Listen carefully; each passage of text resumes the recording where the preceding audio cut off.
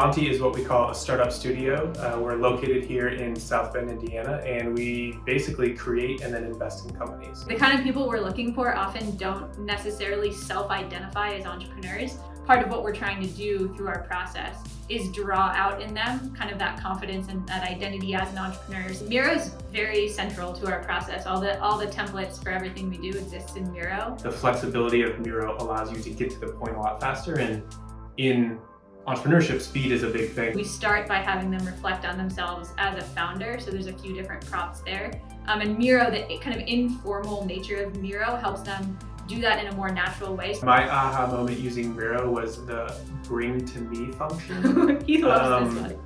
Yeah, it's fun, but it is also really useful because it like actually simulates like if you were in a room with someone and you were trying to point somewhere on the board and get everybody focused on something. My aha moment using Miro was when I discovered you could use the feature to link and like navigate to another part of the board. I think is like the most powerful part about Miro is actually giving transparency to the founders about what it looks like to go through the steps of starting a company.